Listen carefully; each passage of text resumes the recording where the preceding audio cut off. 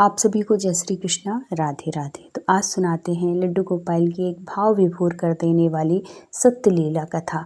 आज इस कथा में आप जानेंगे कि लड्डू गोपाल अपने भक्तों की, जो लड्डू गोपाल की सेवा करते हैं ना, उनकी परीक्षा कैसे लेते हैं और कैसे कृपा बरसाते हैं अपने भक्तों के ऊपर। तो अगर आप भी लड्डू गोपाल की सेवा करते हैं या करना चाहते हैं तो कमेंट में राधे राधे ज़रूर लिखिएगा, क्योंकि राधा नाम हमारे कन्हैया को बहुत ही प्रिय है।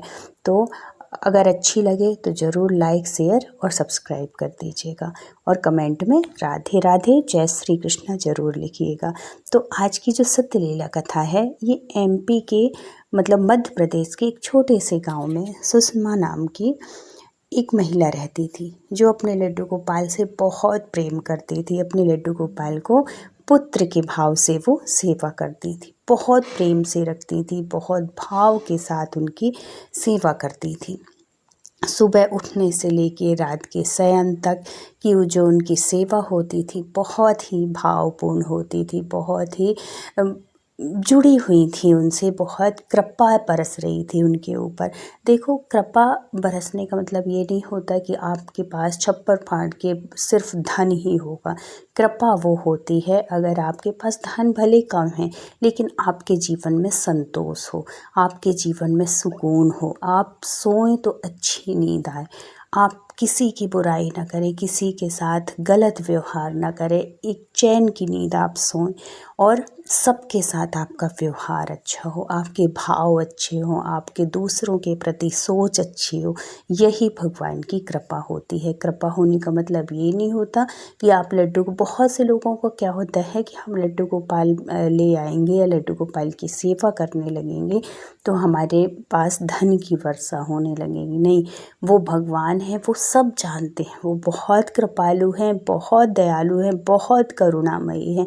आपको किस टाइम किस चीज़ की ज़रूरत है उन्हें सब कुछ पता है। आपके बिना मांगे वो देते हैं। तो अपने कन्हैया से अगर आप भी जुड़े हुए हैं तो बड़े भक्ति से, बड़े प्रेम के साथ, बड़े भाव के साथ सेवा करिए, फिर देखिएगा कि आपका जीवन कैसा था और अब कैसा हो गया है। इतनी कृपा करते हैं, इतनी दया करते हैं जिसका कि हम शब्दों में भी बयान नहीं कर सकते। हमारी स्थिति, हमारी परिस्थिति, हमारे विचार, हमारी सोच सब बदल देते हैं। हमारे कन्हैया बहुत कृपालु हैं, बहुत करुणामयी हैं, इतने दयालु हैं ना जिसका कि शब्दों में बयान नहीं कर सकते। ये वही समझ सकता है जो लड्डू गोपाल से दिल से जुड़ा हुआ है, जो उनकी एक भाव के साथ सेवा करते हैं। लड्डू गोपाल की सेवा का मतलब ये नहीं होता कि सिर्फ लाके और उनको रखना होता है, उनके साथ वैसा व्यवहार किया जाता है, वैसे भाव से जुड़ा जाता है। ये नहीं कि लड्डू गोपाल रख तो लिए हैं लेकिन ना तो उनको नहलाया जा रहा है, ना धुलाया जा रहा है, बैठे हैं वो एक एक हफ्ते तक बिना नहाए बैठे हैं ना। उनकी ऐसा लगता है जैसे एक परत डस्ट छप गई हो, पूरा बिल्कुल गंदगी मची, ऐसे नहीं। अगर आप लड्डू गोपाल की सेवा करने चाहते हैं बड़े भाव से, बड़े प्रेम से, साफ सफाई के साथ और अपने घर का सदस्य मान के जब आप उनकी सेवा करेंगे ना, फिर देखिएगा कि कितनी कृपा बरसती है। तो ये जो थी सुषमा जी थी, ये बहुत साधारण थी, बहुत सरल थी और भगवान हमेशा सरल और सहज लोगों को ही प्राप्त होते हैं, जो अपने आप को बहुत, वो समझते हैं ना, विद्वान, बहुत पढ़े लिखा है, या कि बहुत अपने आप को कि हम सर्वज्ञ हैं, हमें सब कुछ पता है। ऐसे लोगों से अच्छा है जो अनपढ़ हैं, उनको भगवान मिल जाते हैं, उनके ऊपर कृपा हो जाती है। लेकिन बहुत बड़े ज्ञानियों को भी भगवान प्राप्त नहीं होते। तो इसका मतलब ये है कि भगवान को ज़्यादा आडंबर नहीं, ज़्यादा विद्वता नहीं, ज़्यादा कुछ नहीं, उनको सरल और सहजता पसंद है। जितनी सरल सहज रहेंगे भगवान उतनी जल्दी आपके ऊपर कृपा करते हैं।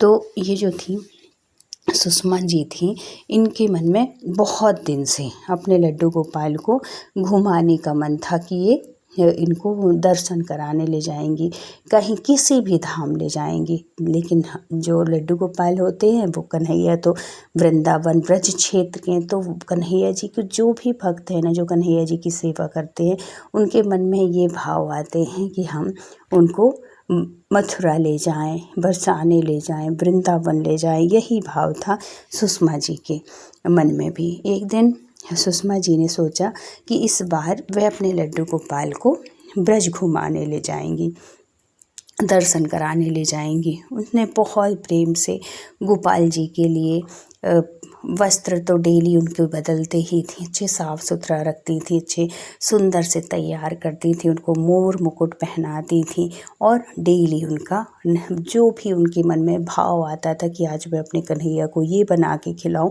उस तरीके से वो उनकी भोग लगाती थी। अब बहुत दिन से क्योंकि कभी भी हमें कहीं जाना होता ना तो ये विचार हमारे पहले से आने लगते हैं। ये सब विचार हमें प्रभु देते हैं, उनकी इच्छा से ही हम धाम यात्रा करते हैं, उनकी इच्छा से ही हम कहीं तीर्थ स्थान जा पाते हैं। तो इनका मन था कि मैं इस बार ब्रज क्षेत्र जाऊं, चाहे बरसाना, वृंदावन या मथुरा कहीं भी हो, और जब हम वहाँ जाते हैं तो ये तीनों जगह ज़रूर होके आते हैं।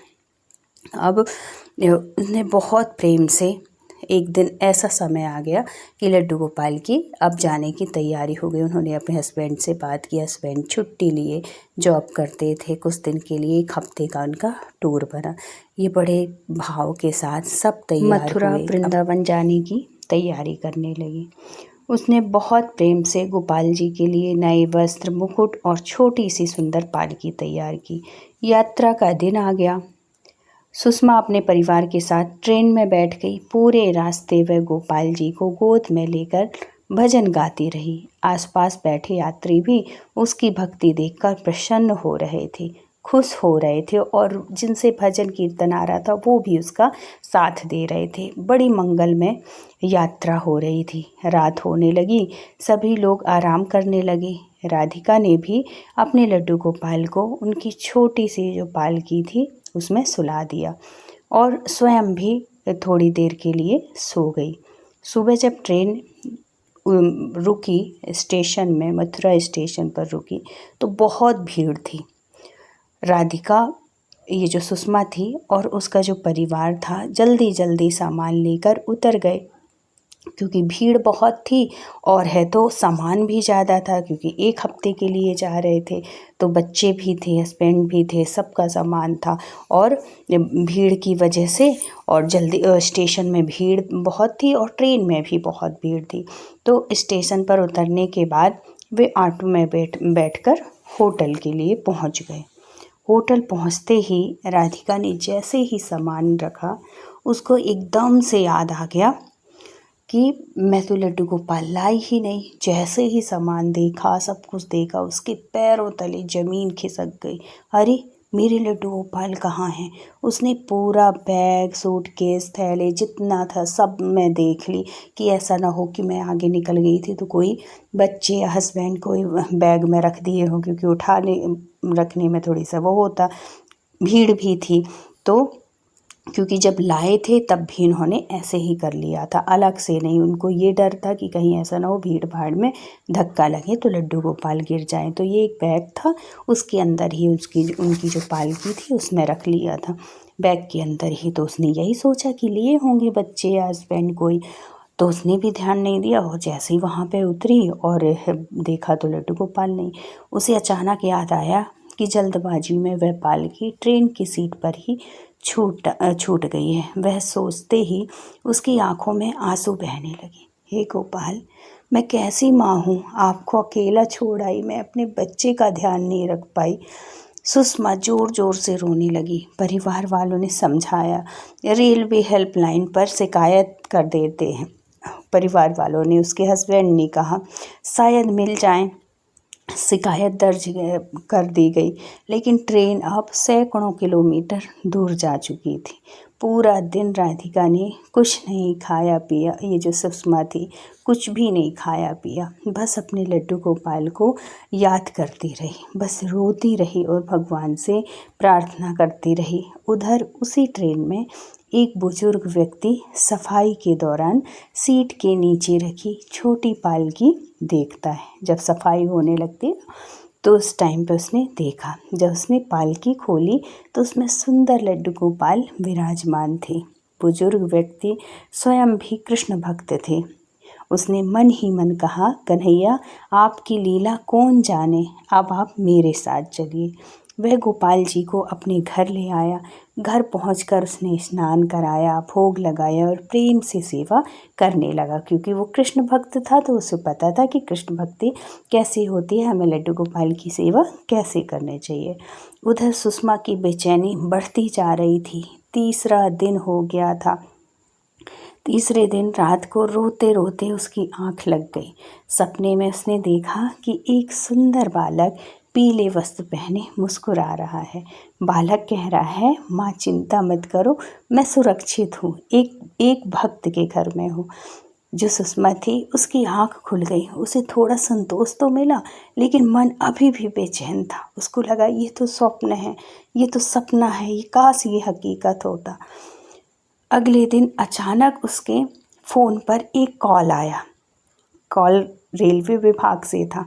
उन्होंने बताया कि एक बुजुर्ग व्यक्ति को ट्रेन में आपकी मूर्ति मिली है।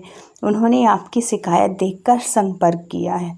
यह सुनते ही राधिका की खुशी का ठिकाना नहीं रहा। तुरंत पता लेकर वह परिवार के साथ उस बुजुर्ग के घर पहुंची। घर के अंदर जाते ही उसने देखा कि उसके लड्डू गोपाल सुंदर सिंहासन पर विराजमान है। सामने माखन मिश्री का भोग लगा है और पूरा कमरा भजन से गूंज रहा है। सुषमा की आंखों में आंसू आ गए। वो बहुत रोई अपने कन्हैया को लेकर, सीने से लगाकर रोने लगी कि लाल तुम कहाँ थे इतने दिन, मैं कैसी माँ हूँ कि मैं तुमको छोड़ दी, मैंने तुम्हारा ध्यान नहीं रखा। एक माँ अपने बच्चे को दुनिया छूट जाए लेकिन अपना बच्चा नहीं छूटता, मैं अच्छी माँ नहीं हूँ मेरे लाल, ऐसे करके खूब रोने लगी। वो जो बुजुर्ग थे बहुत समझाए कि बेटा ऐसे मत बोलो, हो जाती हैं गलतियाँ, हम इंसान हैं, लेकिन देखो कन्हैया तुम्हारे कितने सच्चे हैं। ऐसे करके उन्होंने बहुत समझाया। उसने गोपाल जी को हाथ में उठाकर सीने से लगाती रही, उनसे प्यार करती रही, उनको दुलार करती रही। बुजुर्ग भक्त मुस्कुराकर बोले, बेटे 3 दिन से ही मेरे घर के मेहमान थे। लगता है कन्हैया ने मुझे भी सेवा का अवसर देना चाहा था, क्योंकि मेरे मन में भी हमेशा ये चीज़ रहती थी कि क्या मैं कभी कन्हैया की सेवा कर सकता हूँ। लेकिन ये भाव आता तो था, लेकिन मेरी कन्हैया को घर लाने का वो नहीं हो रहा था कि कब मैं लाऊं, कैसे लाऊं, बड़ी दुविधा में था। तो कन्हैया मेरे घर स्वयं आए मेरे से सेवा लेने के लिए। उसने गोपाल जी को हाथ में उनसे लेके और कहा कि मैं बहुत तुम्हारा ऋणी हूँ, जो कि तुम्हारे लड्डू गोपाल मेरे घर में स्वयं आए सेवा लेने के लिए। बुजुर्ग भक्त बहुत खुश थे, बहुत धन्यवाद देते हैं और कन्हैया के लिए कहते हैं कि कन्हैया का बहुत बहुत धन्यवाद कि मुझे सेवा का अवसर दिया उन्होंने। जो सुषमा थी उन्होंने हाथ जोड़कर कहा, बाबा आपने मेरे गोपाल की इतनी सेवा की है, मैं आपका उपकार कभी नहीं भूलूंगी। बुजुर्ग बोले, उपकार मैंने नहीं किया बेटा, सेवा करने का सौभाग्य तो मुझे मिला है, उपकार तो तुम्हारा है, उपकार तो ये कन्हैया का है। इतना कहकर उन्होंने एक बात और बताई। उन्होंने कहा कि जब से गोपाल जी मेरे घर आए हैं बेटा, घर में अद्भुत शांति और आनंद है। लगता है सचमुच स्वयं ठाकुर जी पधारे हैं।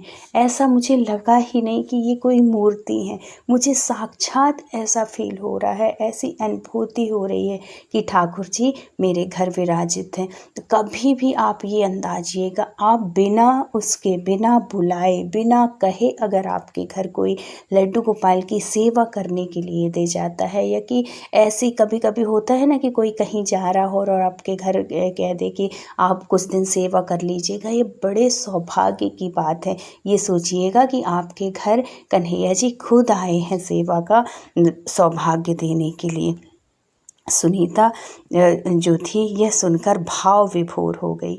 वह लड्डू गोपाल को लेकर वापस वृंदावन आई और बांके बिहारी जी के चरणों में सिर रखकर बोली, हे ठाकुर जी आप कहीं भी रहें, अपने भक्तों का ध्यान हमेशा रखते हैं। उस दिन जो सुनीता थी सुषमा थी जो एक बात समझ आ गई, भगवान कभी खोते नहीं हैं, वो तो केवल अपनी लीला से भक्तों की भक्ति की परीक्षा लेते हैं और नए भक्तों को सेवा का अवसर देते हैं। तो इस कहानी से हमें ये सीख मिलती है कि जो भक्त सच्चे मन से भगवान से प्रेम करता है, भगवान उसे कभी अकेला नहीं छोड़ते।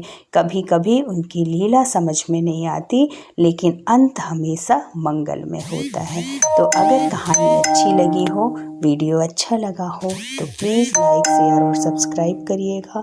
फिर मिलते हैं किसी सत्य लीला कथा के साथ। जब तक अपना ख्याल रखिए, अपनों का ख्याल रखिए। Thank you so much for watch करने के लिए। राधे राधे। कमेंट में राधे राधे, जय श्री कृष्णा ज़रूर लिखिएगा।